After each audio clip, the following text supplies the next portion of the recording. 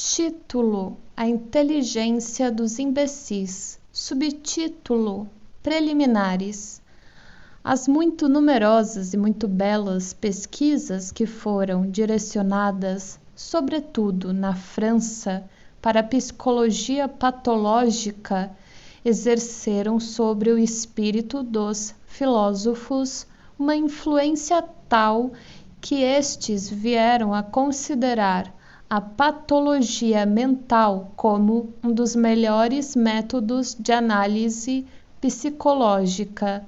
Travessão, o que é exato, e até mesmo creram que é somente pelo patológico que se explica o normal. Travessão, o que é infinitamente menos provável.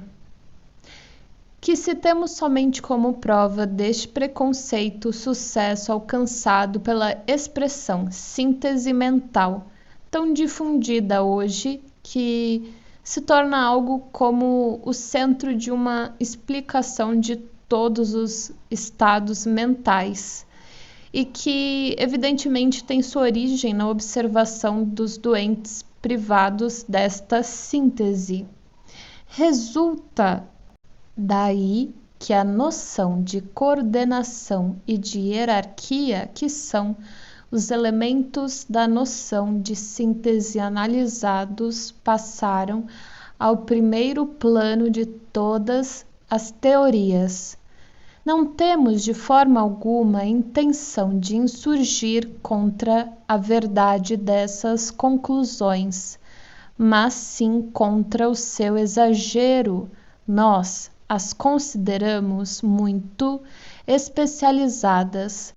Elas não podem, em nossa opinião, abraçar o imenso domínio da patologia do espírito, e os estudos que lhes servem de base negligenciar um grande número de doentes mentais, que, em nossa opinião, não sofrem de modo algum de uma falta de síntese mental. Em uma palavra, nós pensamos que a patologia mental contém, como objeto digno de estudo, não somente os histéricos, os neurastênicos, psicastênicos e etc.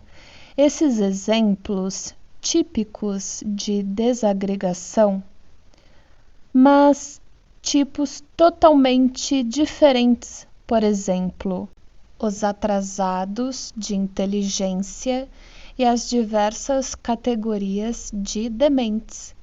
Se acrescentamos os estudos destes últimos doentes àquele dos desagregados, chegamos certamente a uma visão do conjunto muito mais vasta da patologia mental. É precisamente este o trabalho que empreendemos e, digamo-lo imediatamente, a fim de aclarar por antecipação nosso caminho.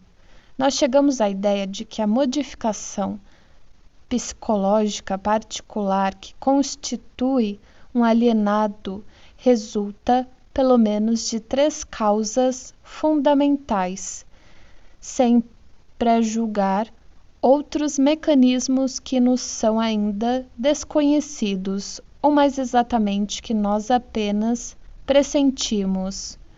1. Uma alteração da síntese mental. Nós não falaremos disto.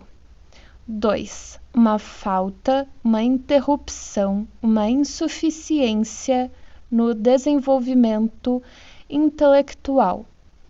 3. Uma falta, uma interrupção, uma insuficiência no funcionamento intelectual. 2 dissertações serão consagradas a esses 2 mecanismos distintos, uma sobre os imbecis, outra sobre os dementes. Neste artigo estará unicamente em questão a inteligência dos imbecis, ou, mais exatamente, tomando aqui em nosso título a espécie pelo gênero nós desnudaremos o que a inteligência de todos os tipos de atrasados tem de característico.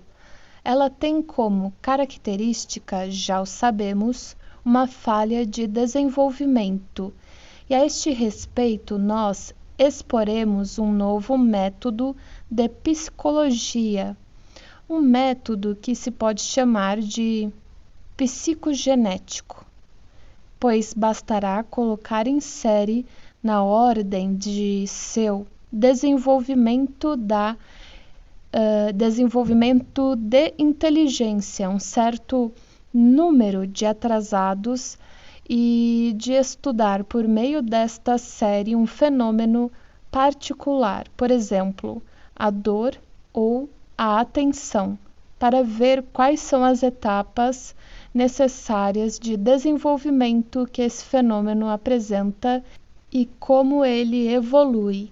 Visto a partir da psicogenia, o estudo do imbecil se aproxima do estudo da criança normal.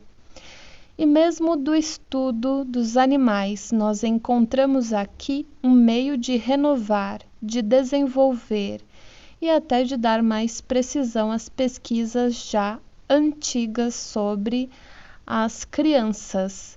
Esta comparação entre uma criança atrasada e uma criança de certa idade poderia ter passado há 10 anos por uma simples comparação literária, mas, visto que hoje, no momento em que escrevemos essas linhas, nós conquistamos o poder de fixar com proximidade de meses o que chamamos a idade da inteligência desses deficientes, visto que nós podemos legitimamente considerar tal idiota de 30 anos como o equivalente de uma criança de 1 ano, tal imbecil de 20 anos como o equivalente de uma criança de 6, e que esses deficientes são igualmente crianças estacionadas em uma fase de seu desenvolvimento, teremos apenas que colocar esses deficientes em ordem para ter uma série com evolução ascendente e fazer com ela e graças a ela a psicogenia de uma função. As críticas de amanhã, que certamente não falharão em sua tarefa, nos ensinarão tudo o que é preciso corrigir e retomar neste plano de estudo. As causas de erro serão distinguidas pouco a pouco.